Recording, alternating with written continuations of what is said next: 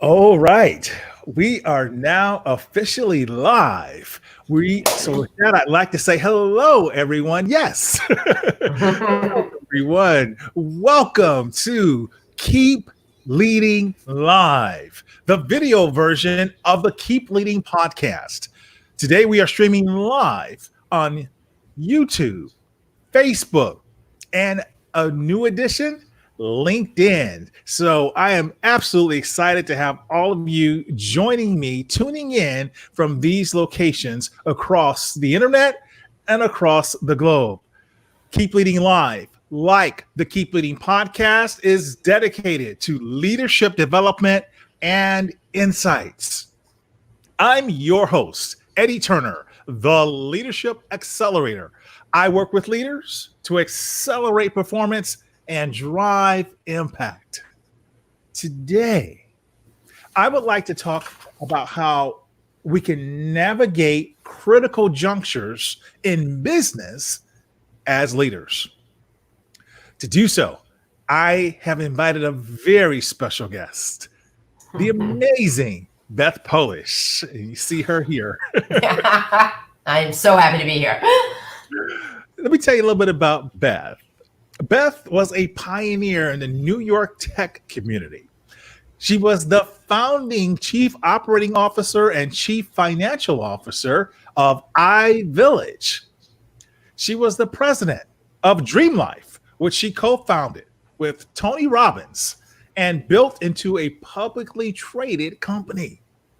She was the managing director at KPMG and the CFO of Goldman Sachs Ventures. She has a tremendous amount of experience as an investment banker and as a partner of a venture capital firm. She has raised over $300 million from leading institutional and strategic investors. So I'm excited to have this amazing person. Beth, welcome to Keep Leading Live. Thank you, Eddie. I am so delighted and excited to take our conversations on live and be live as we're doing it. So I'm delighted to be here. Well, welcome. And I want to also welcome, Beth, those who have joined us and let them know to tell us who you are. If you're tuning in with Beth and I, go ahead and let us know in the comment section of the platform that you're on. Tell us that you're here so we know you're here. Tell us where you're from. And if you have questions about our topic and you want to learn from Beth, please put your questions in the box and we will come to you with your questions. Also, if you find value, please go ahead and hit the like button so we know you are finding value in our conversation, and hit the share button. Share this live broadcast with your friends, with your network, so that they can join the conversation with us as well. And they can not only join the conversation, but they can have the recording in their feed after we are done. So Beth, I told a little bit about your background. What else did I miss? Well, let's see. I spent 5 years at Hearst Corporation, where I was brought in to create an innovation group that would go across all 5 or 7 business units for Hearst. And my mandate was to work with employees to both develop a culture around innovation and also for them to have the opportunity to come up with, create, and hopefully build new businesses that could bridge across different Hearst groups. So I'm very proud of my 5 years that I spent there and the amazing people that I have worked with, as well as I am on the board of a top journalism school at the Grady School for Journalism and Mass Communications that's out of the University of Georgia. And especially in times like we live in today, I am particularly proud of my association with them, and because there's never been a time where journalism wasn't more important. So I think that's about it. Anything else will naturally come up.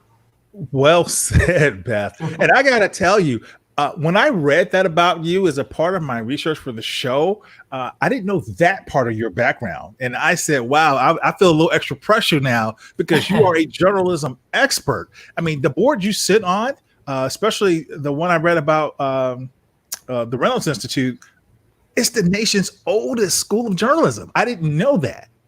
And then the other one that you sit on, they issue the Peabody Awards, the esteemed Peabody Awards. Is that correct? It is. I wish I could say that I was on the Peabody committee, but I am not. That takes people of international renown. But I am very proud to be part of the school that the Peabody sit under. And with Reynolds, I got involved, and it's relevant to our topic at hand of critical junctures, because I got involved with the Reynolds Journalism Institute because we put together through Hearst, we pioneered a program that brought journalism students, computer science students, and business students together to solve real world problems. And that was so important because these are groups that normally don't talk to each other. But in today's world, you can't be a journalist and not understand the business of journalism. You can't be on the business side without an appreciation for what journalists do. And if you are the builder of it, the technology is infused in all of it. So what's so important is to have a common vocabulary. So I'm honored that I have an association with both of these institutions. Indeed. And with Hearst, I didn't recognize Hearst's name immediately, but I did recognize, and perhaps our viewers will recognize these names: A&E, the History Channel, ESPN, Cosmopolitan, Men's Health, and Car and Driver. Here in Houston, Texas, our local paper, The Chronicle. You all ran all of that. So over 300 different businesses around the world. So fantastic experience that you have. Yes. Thank you. I want to acknowledge here, we have joining us from Facebook, Carl, someone who I haven't seen in a couple of years. Welcome, Carl, and thank you for tuning in and letting us know that you're here. Thank you. And also, Jordan Thomas, thank you for joining, letting us know that you're here as well, coming in from the Facebook channel. If you are listening, watching, viewing this on Facebook, YouTube, or LinkedIn, please let us know that you're here. And please leave a question for Beth. She is our expert for today. So, Carl agrees with you, by the way. He says journalism is crucial to our surviving and that you are a great guest. Thank you, Carl. Now I have to live up to your expectations. Yes, you are a great guest, and we appreciate Carl for weighing in and sharing his perspective. So let's talk about that if we could. You actually, before we jump into that, there's one other thing I want to share, and I would love to get your perspective as we think about this. Tell us a little bit about this, if you would. Wait a second. Yes, I am. I can't believe you're pulling this up. Don't, just put it down. Put it down. Put it down. That's the MG100 event. I know. That was really an extraordinary event, wasn't it? It was the first gathering of all of us. It was. And the thing about it is that what I loved about the MG100 was the pay it forward mentality, the perspective that that's supposed to be what binds us. And then when we got out there, I realized that this was one of the first times where it felt like everybody walked their talk, if that's the right, that we talk about paying it forward. But in fact, this group does, not just externally, but with each other. So that was a remarkable couple of days, I have to say. I can't believe you pulled that picture up, though. Yes. All of the great people there from Marshall Goldsmith, and in their photo was us with David Peterson, the head of coaching at Google. Mm-hmm. And so that's the other great thing I want folks to know about you, that you are a member of the esteemed Marshall Goldsmith MG100, and you were there for that day that we knew it was big and it was special when it occurred. But now in hindsight, all the more so since we can't get together. Yep, I have to say that was a critical juncture in my life, and that joining the group, it's just been it's been remarkable. All the people that I've met, I know that you've met, and the amount of interaction we have that just enriches our lives. Yes. And allows us to talk about important things. And it's been just we've taken that experience and it's lived on beyond a single weekend. It really has. Hence, you and I being together today. That's right. So you call your company Critical Junctures. Tell us why. Well, critical. what I love doing is seeing vision, taking a kernel of an idea and how do you make it into something bigger. That's what I've done as an entrepreneur, and it's what I do and when I work with people. And the truth is that critical junctures are really important for the growth of any business. And if I might just sort of amplify that in a way, is that the words we use to describe things are just really important. And people often use the word crisis or the word pivot and the word critical juncture interchangeably. And the truth is that they're all related, but they're not the same thing. So I really like to help leaders identify and navigate through critical junctures, and that inevitably brings in crisis and pivot as part of that conversation. Wonderful. And when you think about that, and would you say that those words have almost become overused? I think that they've not only become overused, but they've been misused, I would say. And if you don't mind, I would really like to share with our audience, our compatriots here, how I see the difference among those three words. Please. Because what you do with it really matters. So the way I think about it is a crisis is something that happens because of an emergency. Simply put, it's a crisis, it's an emergency. The pandemic that we've all been living through right now and will continue to live through for a while is definitely considered a crisis. It's something that happens to you. Sometimes you cause your own crises, but a crisis is an emergency. A pivot, on the other hand, is a shift away from something. It could be that something has caused this shift to be required. So it could be what happened to the newspaper and media in many ways, where consumers started to really consume their media online and digitally away from print. And it has forced some companies to pivot their direction. So a pivot is something that is a shift that's been forced on you by changes, let's say, in your industry. A critical juncture, though, is a path. It's a choice, a path that you go down. You're at this moment, and you either go left or you go right. And once you're on that path, there's all kinds of things to think about. And the truth is that most companies face similar critical junctures. Pivots may in fact cause critical junctures, as do crises. A crisis could force a pivot. So they're interrelated, but they are definitely three distinct things, and understanding those differences is really important as a leader. That is really good clarification. And I never thought about it like that, Beth. So thank you for sharing that. And when we look at our current situation in terms of dealing with the pandemic, the COVID crisis, and what it has caused us to have to think about differently as leaders, how does this factor in? Okay, well, so I've been really thinking about that a lot and talking with clients about what that means. And so I thought I would just pull some things that we've read about in the news. So you are a store, we talk about restaurants. And restaurants or bakeries, famous one is the bakery example that many of us have read about. And, you know, the bakery gets shut down and it's got all of this dry goods in it. It's got all their ingredients. And they can't bake because they can't bring people in to bake. And they don't have a really great way of selling, even if they were able to bake. And quite frankly, just opening up for delivery and takeout isn't really an interesting answer to the question. It's just doing what they already were doing. So a crisis requires, on the one hand, for you to make a quick decision on what to do. And so a bakery will sell flour. There were bakeries around that sold flour.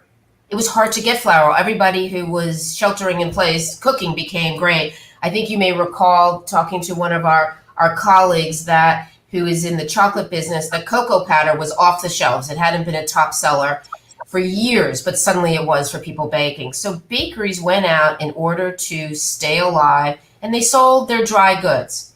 So this was something that they did as a decision to deal with the immediate situation. They didn't pivot away from being a bakery, and they didn't decide to go down a critical juncture that says we're no longer going to be in the bakery business, we're going to be in the dry goods business. So it's really important that you think about when you respond to a crisis, like we've done in the pandemic, about are you just making a short-term decision or is this a longer-term decision?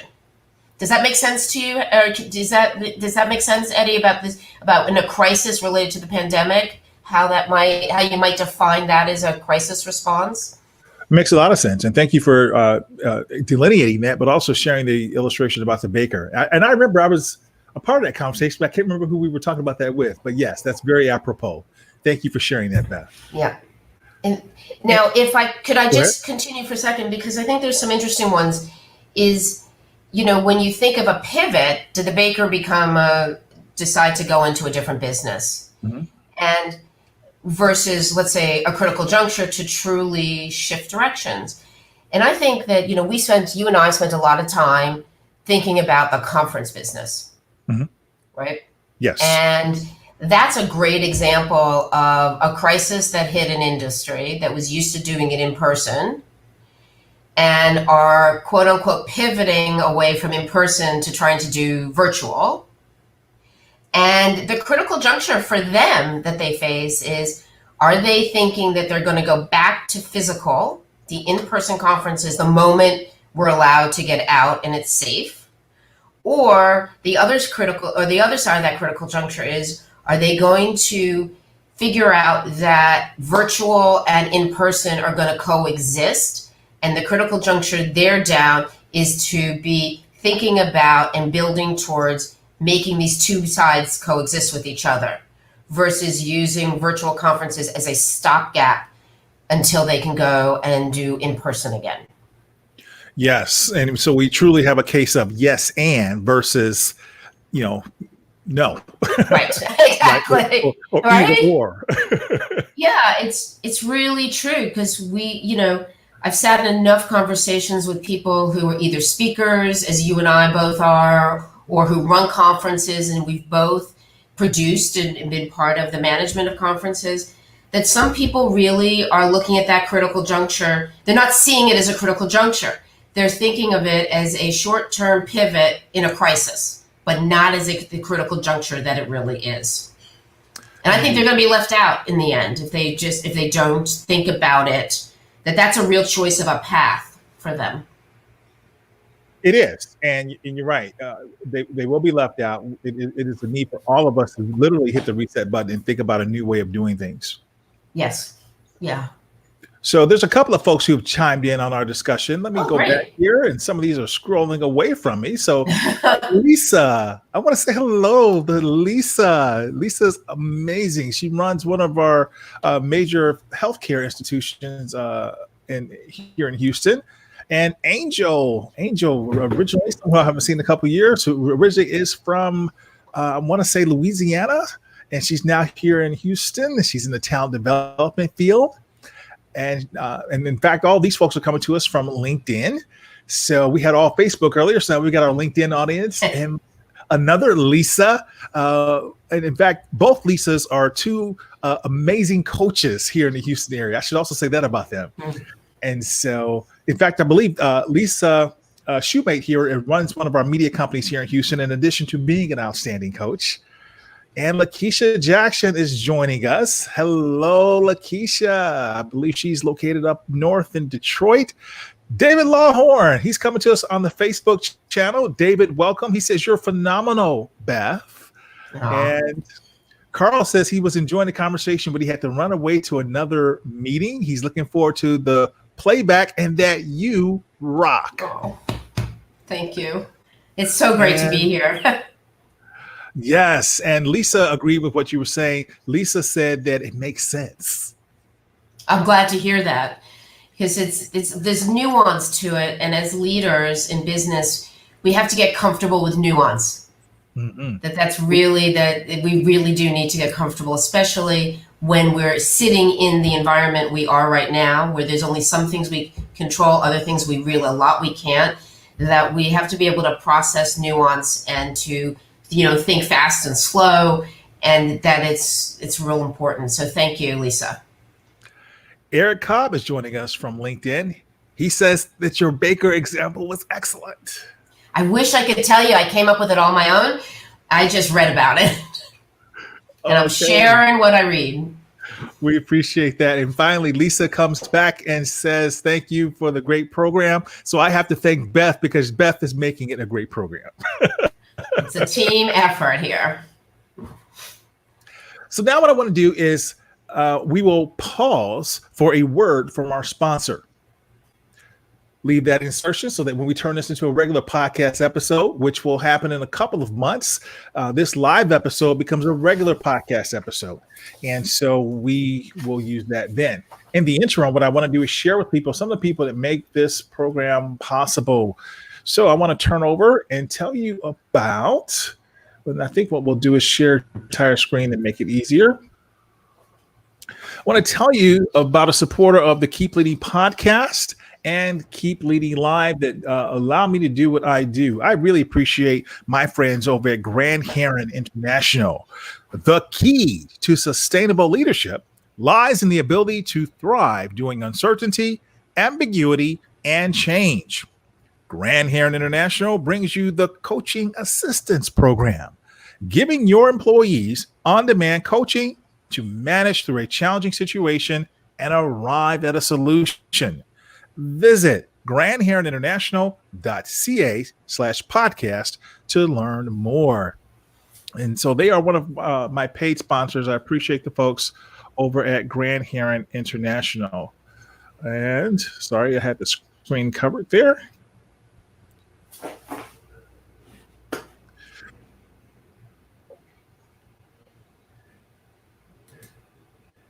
And it's kind of froze here. Next thing I want to tell you about while I wait for my screen to stop unfreezing is I'm going to tell you about a new book that comes out tomorrow. I have a coach, and I think every great coach has a coach. My friend, Marsha Reynolds, and she is my coach. She's the world's #1 female coach. In fact, her book, Coach the Person, Not the Problem, comes out tomorrow, June 2nd.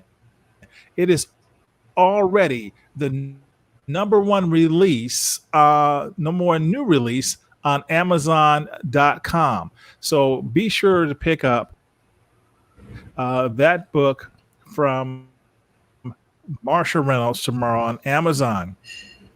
Also, you heard of Good Reads. Now there is Good Pods. Check out goodpods.com, the place that you can find out about wonderful podcasts and be able to share those with your friends and family. Finally, I want to tell you about the Keep Leading Podcast.com website. So keepleadingpodcast.com and keepleadinglive.com is where you can go get these episodes. Right now, you're seeing the preview of the episode that comes out this Friday. And on this page, you get not only the episode, the ability to listen to the episode, but you get all of the books that are attached, links to the guests, as you'll have with Beth, and you get the live transcript. If you like what you're hearing on the podcast, please do me a favor. Help me out and head over to Apple and give us a rating. Give us a rating and a review if you would be so kind. Much appreciated. All right. So amazing guest, Beth Polish. So appreciative of having Bethel Junctures in business as leaders. Please go ahead and continue to let us know that you enjoy what you're hearing. So Beth, before the break, you were giving us some really good information about how we navigate, and you gave us some great illustrations. Are there any setbacks or obstacles that you've had where you've been able to really apply this that stand out in your mind that you can share with our listeners? Oh, that's a great question. I think I've had them personally as I've made certain career choices that I early on in my career turned down an opportunity. And that happened because I hadn't done my homework to understand the landscape of the industry that I was being offered a job in, that I saw only the short-term opportunity and not the medium and long-term opportunity. And so when people come to me for career advice, I always share with them that I don't want them to make that same mistake, that you really have to do your homework to know what is a real opportunity and what isn't. And I think the same thing applies to businesses, that you might think that it's not a good idea to do something when, in fact, if you see that it can lead you to the bigger opportunity, then it's a good thing to do. So really looking at it holistically is very important.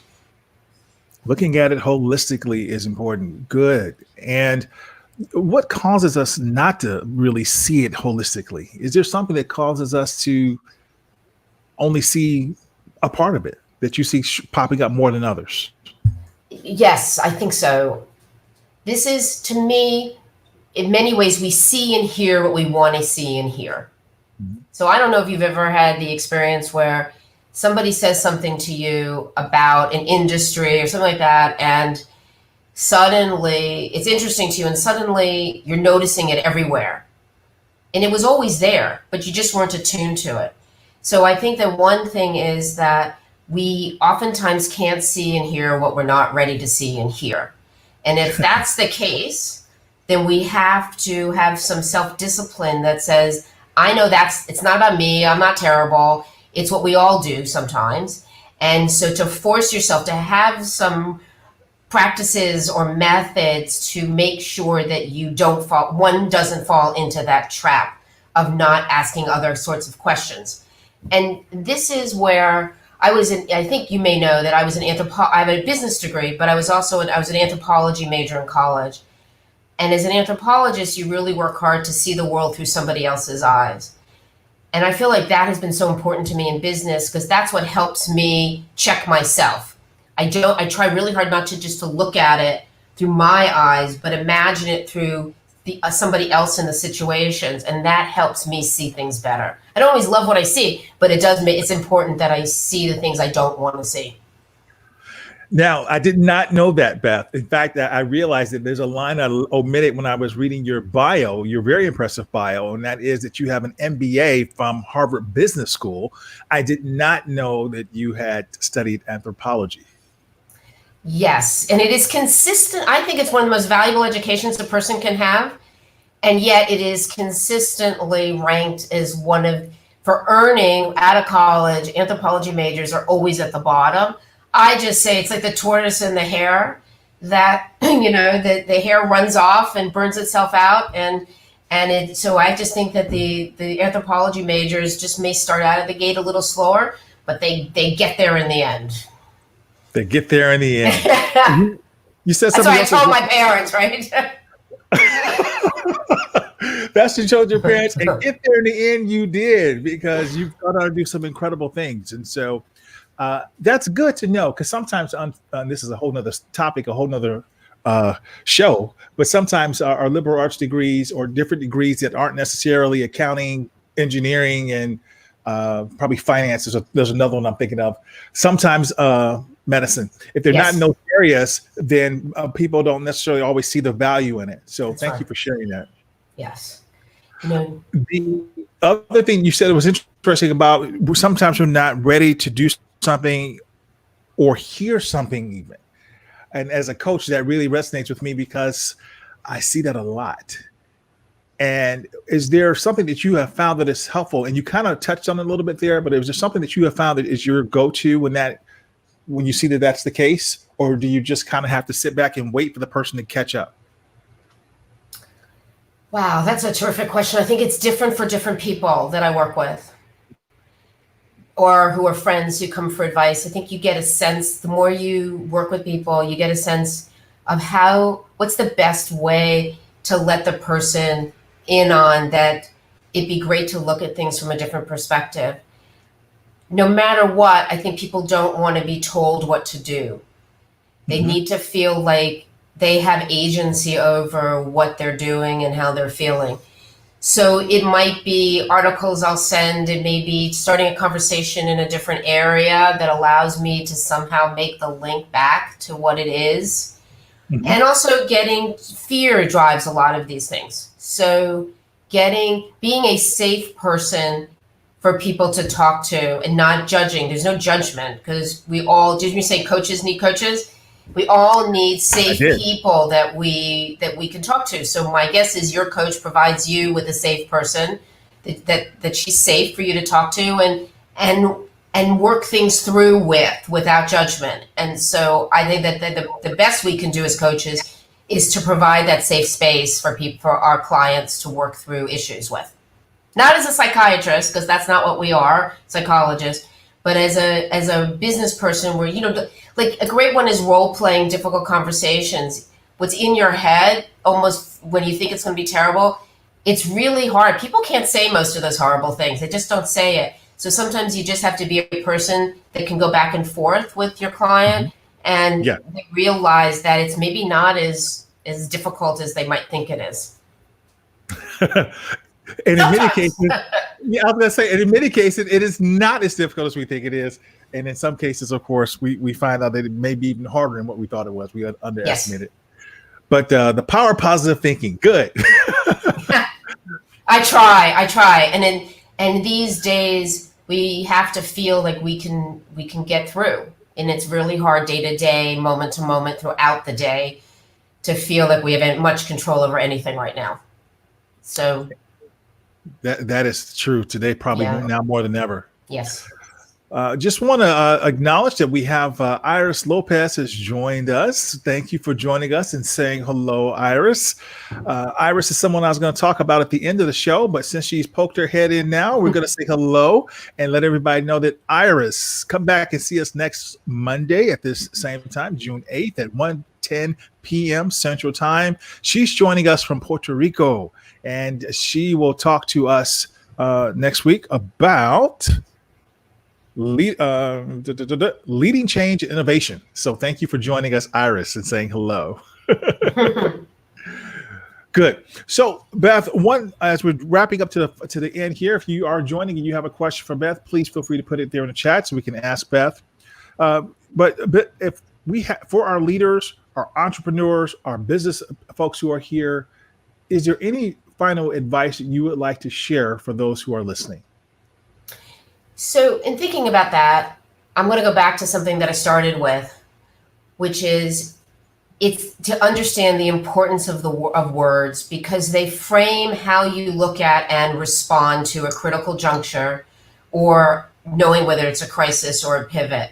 So it's really important to know those words, think clearly about what it is that you're dealing with, because otherwise it's the only way to avoid unintended consequences.